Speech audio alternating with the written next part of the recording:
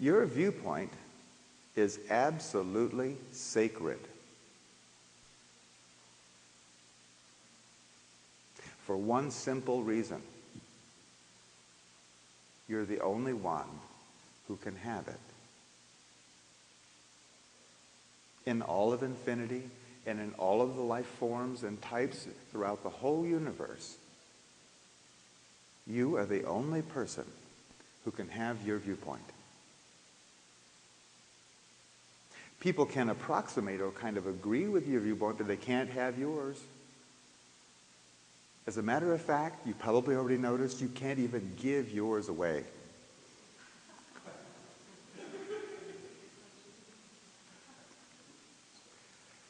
So it's very important to understand that all of this information we're going to be going through this evening is not at all to change or alter your viewpoint. That's your job. We're only going to feed your viewpoint. And then you do with it what you will. Is that agreed? Okay. And I want to go into something very important right on the first page here. There is one law in the universe.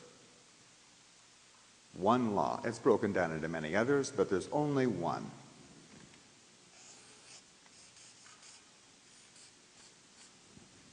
One law. What that law is what you pay attention to is what you become conscious of. It doesn't matter if you're just a little kid with 3 ants on a stick and that's what you're paying attention to. Or if you're some multi-dimensional being looking over 5 universes. What you pay attention to is what you become conscious of. Always. And people talk about free will. You know, where's my free will? There is only really one exercise of your free will, too. That's your choice of what you're going to pay attention to. Always, it's your choice. I had one lady say, but I don't want to pay attention to pain, you know. I wouldn't choose that. Well, have you noticed that some people can stand more pain than others? Some people go right on with a sprained ankle, and other people can't hobble another foot. Have you noticed that? Have you? Yeah. And sometimes you even can put up with more than other times, right? What is that? Sometimes you're paying more attention to the pain. Sometimes you're paying more attention to other stuff. And whose choice was it? So in all circumstances, your free will boils down to what you choose to pay attention to. Now we're ready.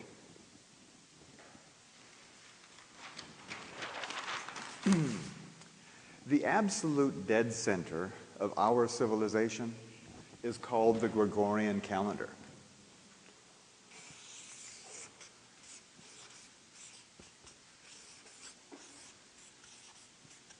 Gregorian calendar.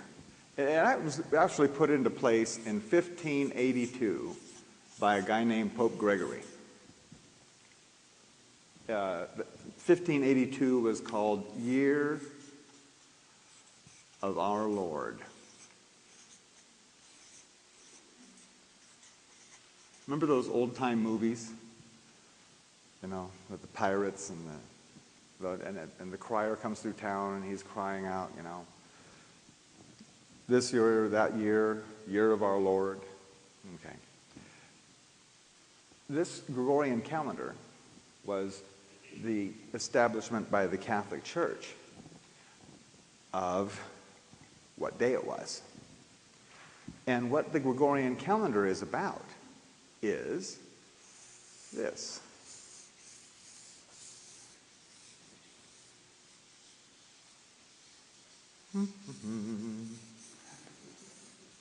I like this part.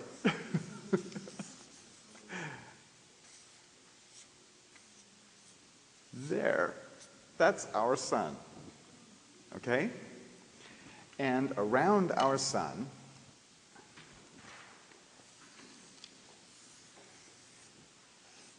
is us. We go around the sun.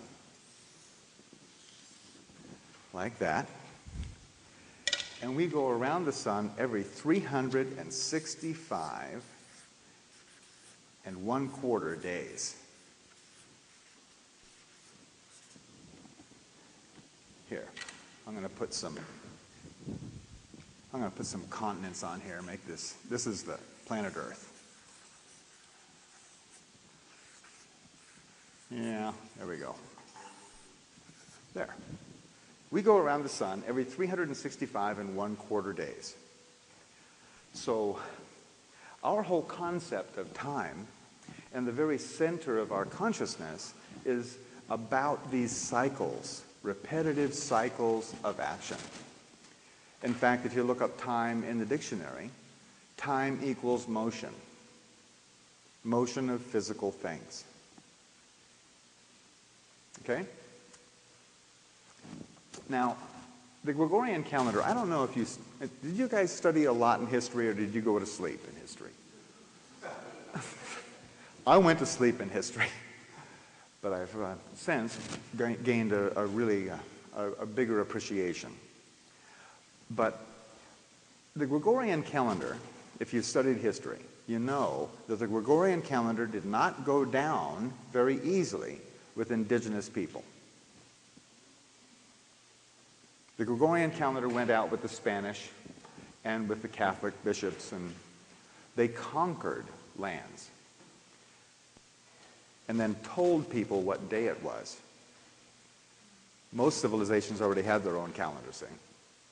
And then these guys come along and say, no. This is the day. It didn't go down very easy. They had to kill millions and millions of people to get them to follow this Gregorian calendar.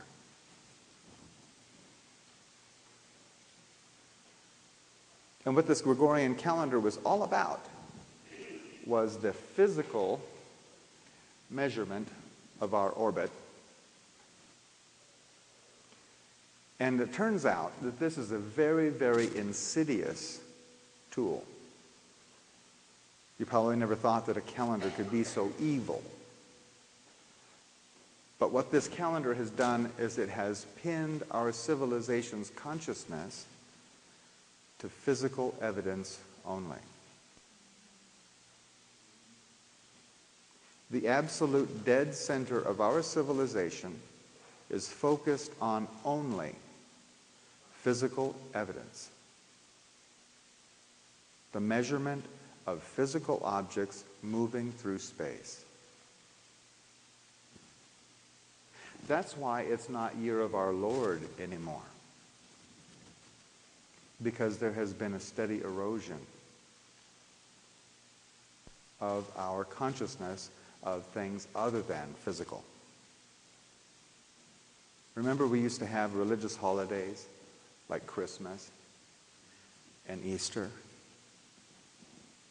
Have you noticed that a really good Christmas now is a whole lot of stuff sold to a whole lot of people? Same with Easter.